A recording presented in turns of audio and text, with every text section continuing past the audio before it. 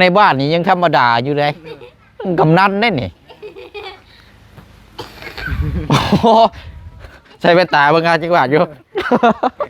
เอ็ดผ่าได้ใช่ผ่าหมดเดือนก็ไปแล้วมันยากเนี่ยผ่ามันคือจักได้เขาจับแม่เลยคือน้องสอนเห็ดนะเนาะก็ง่าย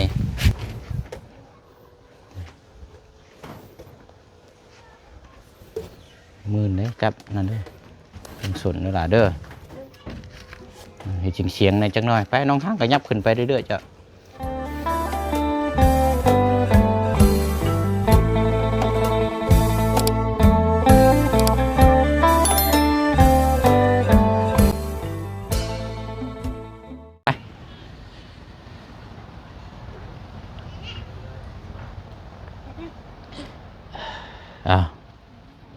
มาพบมาเจอกันอีกคือเก่าถือว่าเป็นมือที่4เนาะที่เราเดินทางขึ้นมาในรอบนี้เนาะในรอบจะท่ายทรงปีเก่าต้อนรับปีใหม่เนาะพี่น้องสำหรับทางเขตของทางเจืองและกับทางน้องหั่งเนาะกราบทักทายสบายดีและสวัสดีพ่อแม่พี่น้องเบิดสุขุสุคนเด้อพี่น้องเนาะพบเจอกันอีกคือเก่าคือเดิมเนาะเอากะกลับเข้ามายามเวลาประมาณสิเข้า11 โมงแล้วในตอนนี้กับพี่น้องเนาะกะพอดีจะมาแจ้งพี่น้อง FC แล้วก็ทางผู้ใหญ่ใจบุญที่มีส่วนร่วมสมทบสร้างบ้านให้ทางอาเจืองในครั้งนี้เนาะพี่น้องเนาะเอากะสำหรับทางดำเนินการหรือว่าต่อเติมเนาะติดบานประตูบ้านของทางอาเจืองนี่กะพอดีว่าทางพ่อน้องเปียวนี่โทรหาทางไอ้สร้างเศร้าๆเพิ่งว่างไปที่นี่แหละพี่น้องเนาะไอ้สร้างเพิ่นอยู่เมืองเวระเนาะเมืองเวระก็คืออยู่ตัวเมืองคนละเมืองกับเมืองเซโปนั่นแหละพี่น้องอยู่ลาวเฮานี่พี่น้องเนาะไปร่วมงานผูกคอต่อแขนทั้งญาติพี่น้องเนาะวันนี้ก็จะได้เดินทางมาวันที่29ถ้าจะได้มาติดตั้งบานประตูนี่ก็แม่นวันที่30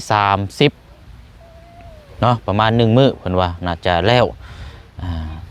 คือในตอนนี้ก็27 28 29นี่ก็ยังอยู่เวียกอยู่งานอยู่นะพี่น้องเนาะก็บ่เป็นหยังเนาะพี่น้องเนาะเดี๋ยวแต่ขั้นตอนเดียวเนาะเดี๋ยวทั้งสร้างเพิ่นมาแล้วก็ติดตั้งก็แม่นจบเนาะเรื่องทาสีนี่ให้ทางอาเจืองเก็บตกไปก่อนเนาะทาลูกตกลูกติงเรื่องบันดาลนี่แหละพี่น้องเนาะเอาก็แจ้งพี่แจ้งน้องประมาณสำนี้ก่อนเนาะสำหรับทางเรื่องราวสำหรับทางบ้านของทางอาเจืองแล้วก็จังสิไปบอกทางอาเจืองอีกรอบนึงเนาะแล้วก็เนาะก่อนอื่นเนาะก็ขอแสดงความเสียใจสำหรับทางครอบครัวเนาะถือว่าเป็นเสาหลักเสาใหญ่เลยล่ะพี่น้องเนาะสำหรับทางครอบครัวของทางบ่าวบุญคงหรือว่าทางน้องไซเนาะอยู่บ้านอะไรน้อยขึ้นกับเมืองเซโปนแขวงสวรรณเขตก็ได้สูญเสียเสาหลักใหญ่เนาะสำหรับทางเมตู้เนาะเมตู้นี่เขาก็ได้เคยถ่ายทำอัปเดตถามไทยทางเราอยู่พี่น้องเป็นทางเมตู้ได้เสียชีวิตเนาะน่าจะเป็นค่ำคืนเมื่อคืนนี้หรือว่าช่วงเช้าเอามื้อนี้ก็จบจากนี้แล้วก็สิไปแสดงความเสียใจสำหรับทางครอบครัวของทางบ่าวบุญคงเนาะพี่น้องเนาะเอาเนาะก็เฮามาพูดมาคุยมาเบิ่งน้ำกันอีกก่อนเนาะอันนี้ก็แต่ว่าช่วงนี้ก็ทางอาเจืองก็วิ่งงานเฮ็ดเวียกเนาะแก่กล้วยบ่มีความฝันอยากได้จักตัดหญ้าพี่น้องเนาะจักตัดหญ้าสักเครื่องนึงพอได้ใส่ในครอบครัวนะพี่น้องเนาะจักในกะมันคุณประโยชน์มันนี่ในนอนพี่น้องเอ้ยมองอนาคตของทางน้องๆเพิ่นนี่ไกลเพราะว่าเขาเจ้าปลูกกล้วยแล้วก็เฮ็ดมันเฮ็ดหยังนะพี่น้องเนาะพอได้ตัดหญ้าตัดตองจะเอาแต่พายโต้ทางนี่โอ้เมื่อยแล้วพี่น้องบ่ไหวได้เนาะเอาก็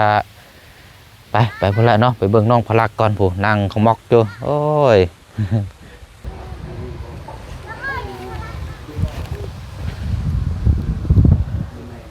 โอ้ทางน้องเพิ่นทาสีได้เนาะเดือดเงาแล้วนี่ก็เอาเป็นอยู่ไหนนี่คือนั่งอยู่คนเดียวแม่เข้าห้องน้ำบ่เอ้ยตายคักลูกบาดนี่บ่ แม่ไปใช้เกาะเนื้อนี่นะอย่ากินเด้ออย่าอมเด้อเปื้อนเด้อมาแม่ขอมาขอใช้เด็กหน่อยนังเอ้ยนี่แหละเนาะที่ดินน้ำไผ่แม่เพิ่นไปเข้าห้องน้ำพี่น้องเข้าป่าพุ่น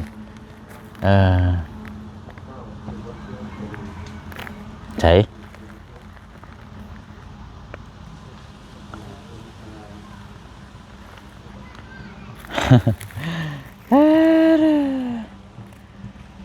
ใช้มันเด้ฮะต้มสุกหรือว่ามันดุงนะมาขอมันได้นี่เอามันมาต้มเมื่อวานนี่ฮะมายืนมาอึ๊บใช่เอาจะนั่งดินไปนี่ละก้อนเอาดินนี่ใดนี่แม่จะใช้อันนี้เอารูปนี่รูปกินอันนี้ทิม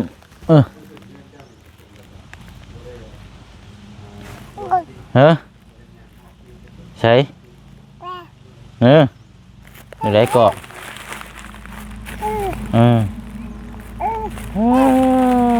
เนาะไปอะไรพี่น้องเนาะเดี๋ยวเราทางอันนี้ก่อนลงพลักก่อนเป็นดินอยู่นี่เดี๋ยวแจ้งพูดคุยทางกระเจียนกันยังอยู่เทิงคนอยู่เนาะ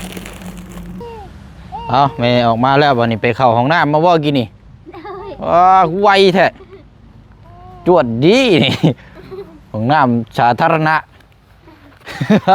ไปเข้าห้องน้ำอยู่ป่าผมว่าว้ายผูกกินนี่สบายดีเด้อโอ้ยเอาเนาะ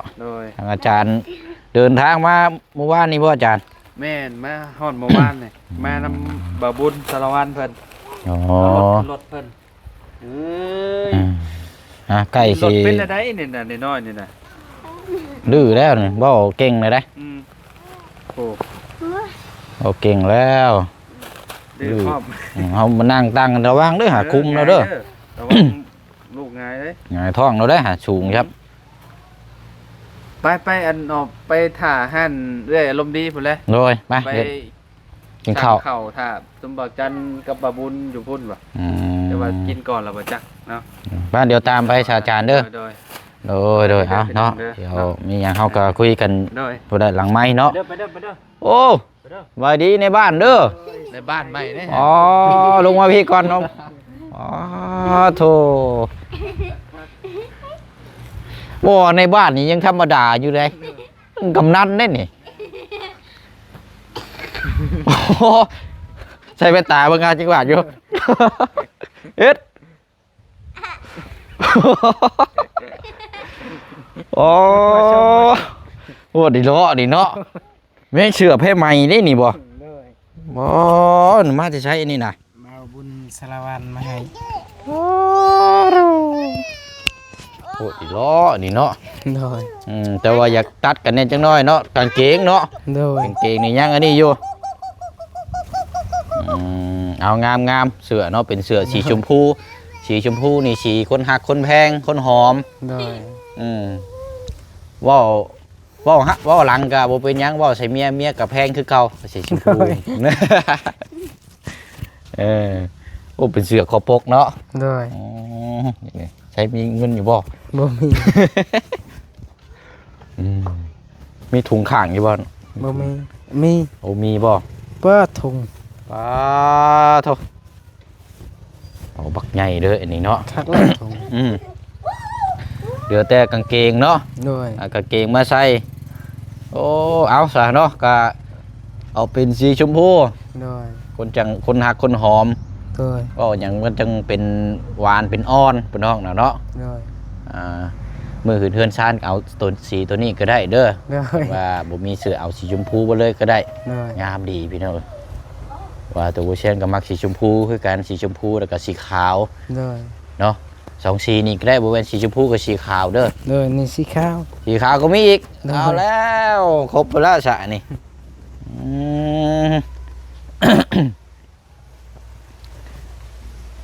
เอาอันนี้ทั้งบ่าวบุญสารวัตรบ่โอ้เอาทั้งบ่าวบุญสารวัตรซอกเสื้อหาไว้เตรียมซะเนาะดีพี่น้องอันนี้ละซอยกัน คนละทิศคนละทาง ไว้เชื่อนี่ ถือกำนันได้จ้ะ โดย โอ้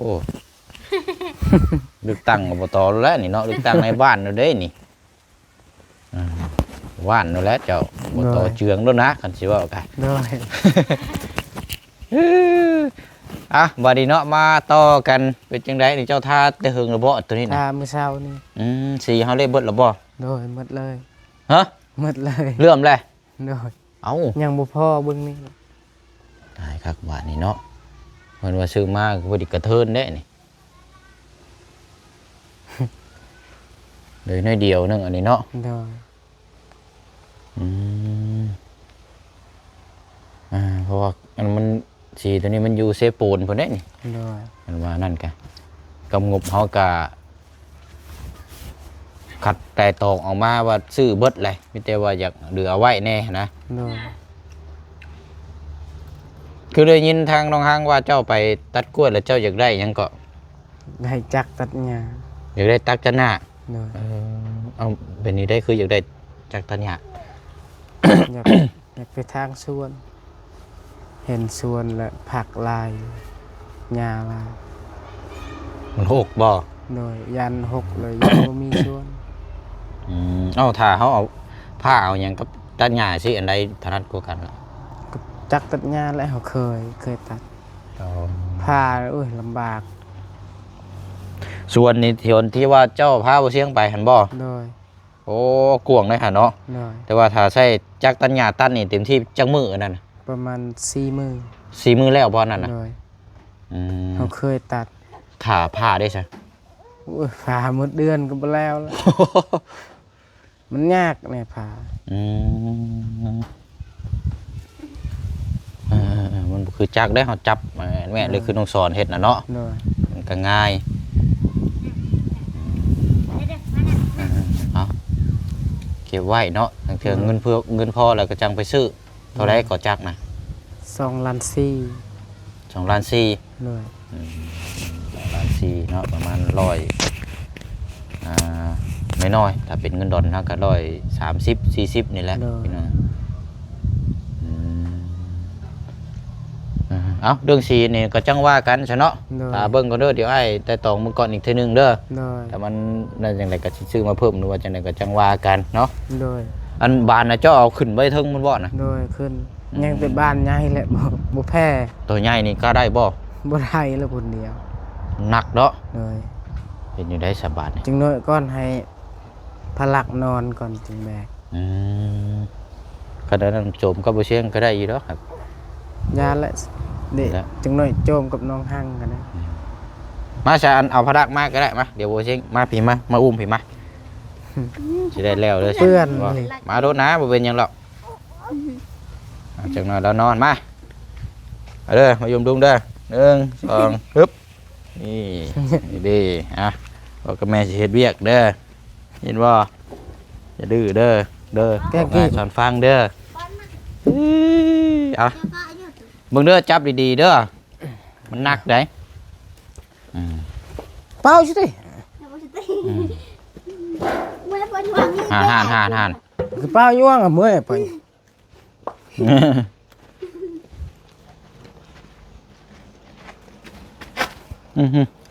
มันหนีบได้เบิ่งได้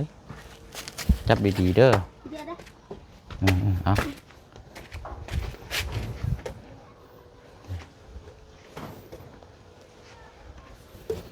มือเนี่ยจับนั่นเด้อเป็นส่วนนี่ล่ะเด้อ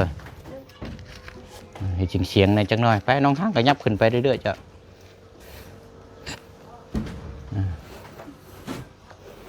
เอาเฮ็ดชุกน้ำทางลุมพี่ชุกขึ้นน้ำเด้อเบิ่งมือเด้อเฮ็ดเอียงเอาวันนี้เฮ็ดตั้งเอารถตั้งเอาจังบวิท ย่อง ตั้งกันรถ ย่องนะติกเรือล่ะ ใช่ชุกติดเจ้าของระบาดนี่โว้ยเนาะ แล้วก็อันไหนเอ้าไอ้เว้ย ใช่ กะ เบออกมาล่ะเอาพลิกขึ้นมาเลย เอาดึงเข้าไปโลดบาดนี้ดึงเข้าไปใน จ้อน เนาะรักน้อยเอ้ย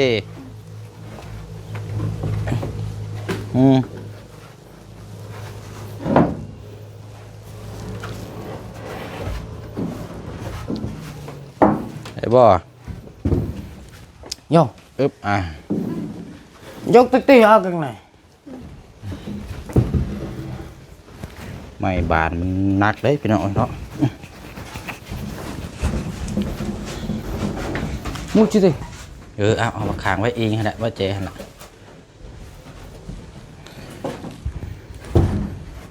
มุดเลยอึ๊บเรียบร้อย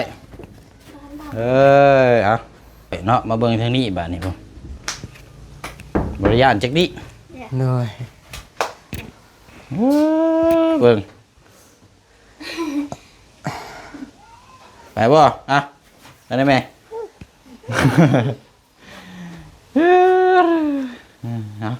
เช้านี่อันนี้เนาะดีแล้วเนาะแล้วเรียบร้อยเลยสีเฮาเนาะพืชนี่ก็จังหาพยางมาปูเอาเด้อ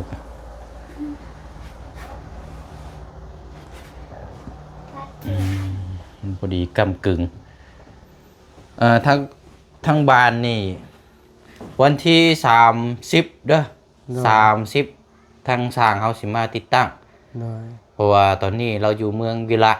เราไปร่วมงานกินดองน้ำญาติพี่น้องไปซอยกันวันที่29เขาเจ้าเดินทางมาแต่วันที่30มาติดตั้งแล้วนะวันที่30มีวันที่27บ่เดี๋ยวเช่นก็สิเบิ่งเวียกงานจนแล้ววันที่31ช่วงตอนเช้าเช่นก็สิเดินทางมาแต่เช้าคือเก่านะเพราะว่าวันที่30นี่เช่นสิอยู่เบิ่งเวียกตัวนี้ให้มันแล้วก่อนหลังจากจบตัวนี้แล้วก็แม่นหลังปีใหม่เนาะใช่ป่ะปีใหม่พุ่นกับแม่นมื้อดีมื้องามบ่นี่เนาะขึ้นมาอยู่ก่อนว่าจังใดก็เบิ่งทางผู้ใหญ่หรือว่าทางที่ทางทีมงานจังคุยนำกันอีกทีนึงเนาะแต่ว่าจังใดกำลังปีใหม่อยู่แล้วนะเนาะแต่ว่ามีหยังเพิ่มเติมมีหยังต่อเติมอันใดก็จังว่านำกันอีกทีนึงเนาะอันนั้นวันที่30เพิ่นสิมาติดตั้งมีแต่ว่าช่วงเวลานี้ก็เฮาก็เฮ็ดเอาไปเฮ็ดเวียกนำก็ได้เด้อเด้อเฮ็ดเวียกนำก็ได้แล้วก็ช่วงอันนี้มาทั้งที่อ้ายเขามามีแนวเรื่องราวสิแจ้งก็อ้ายสิโทรหาเจ้าดอกเด้อแจ้งล่วงหน้าเนาะพากันกินข้าวแล้วบ่กินแล้วไปเอาแล้วนอนได้ก็ได้ใช้มันเฮาเด้ชุบแล้วบ่มันอยู่เพื่อนป้าสาพากันลงข้างล่างก่อนเอานี่แหละพี่น้องทางซีนี่ก็ถ้าเจ้ายังบ่แล้วอยู่เดี๋ยวก่อนคันบ่เชียงขึ้นเชือโปนแล้วก็บางเทื่ออาจจะได้ซื้อมาอีกกล่องนึงก็ได้เนาะเพราะบันไดนี่ก็ยังบ่ทันได้ทาพี่น้องอยากให้มันงามแน่มันเรียบร้อยบ่เลยขาดอีกกล่องนึงไปอีกกล่องนึงก็ได้แล้วเอาจุ่มเจ้าแบงเอาแล้วบ่เอาแล้วเป็นจะแลแซ่บอยู่บ่แซ่บเราจะไปแบงสุกแล้วสุกเรียบร้อยแล้วเนาะคืนนี้กินกับบ่เพิ่งอันนี้บ่เอาซื้ออยู่บ้านแกงจองพุ่นไปหน่อยนานแล้วแต่ว่าบัดเมื่อบ้านก็สิซื้อเมื่อฝากทางเด็กน้อยอยู่บ้านท่านมีเบลมันก็จะมากินของมันๆแบบนั้นนะเรื่องสีกับพังเบืองคันว่าโอเชียนขึ้นเดินทางมื้อนี้ก็อันนั้นเดี๋ยวสิซื้อมาเด้อซื้อมาให้เจ้าท้าคือเก่านะเบิ่งนำกันคือเก่าท้ามันลงบันไดนี่แหละให้มันแล้วเนาะมันงามมาอีกกล่องนึงพอดีเลยเนาะ